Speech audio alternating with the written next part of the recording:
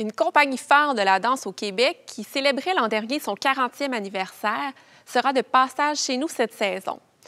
En effet, BGM Danse fera un retour très attendu après des passages remarqués au Théâtre des Deux-Rives en 2007 et en 2009. Pourquoi BGM Danse? Eh bien, l'aspect qu'est BGM, c'est une histoire d'amour. BGM, c'est une danse de très haut calibre, d'une qualité incroyable. C'est pourquoi, comme diffuseur, on n'hésite pas à sauter à pieds joints dans leur nouvelle proposition.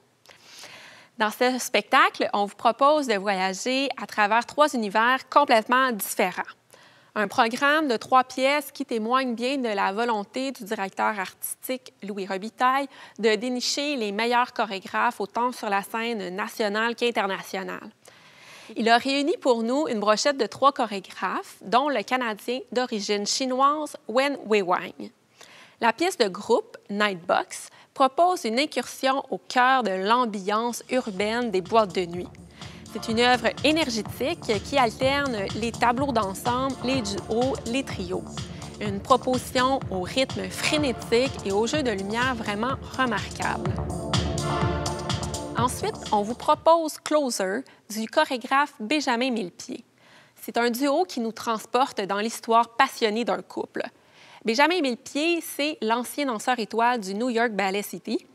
Il a récemment été nommé directeur de la danse au prestigieux Opéra de Paris. Il a de plus signé les chorégraphies du film Black Swan, mettant en vedette sa femme, Nathalie Portman. C'est sur la musique Mad Rush de Philip Glass que Céline Casson et Alexander Hill forment un duo époustouflant de légèreté, de sensualité et de lumière.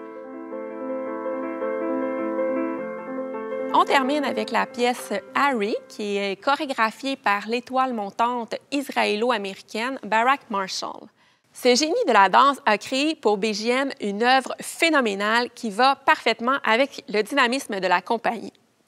C'est 13 danseurs qui nous racontent l'histoire d'Harry dans une pièce théâtralisée qui prend place dans un contexte de guerre ou d'après-guerre, je vous dirais au tournant des années folles.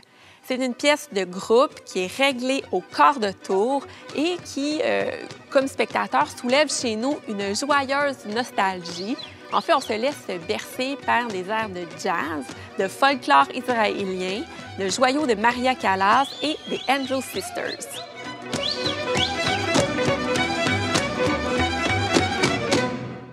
BGM, c'est assurément une dose de bonheur.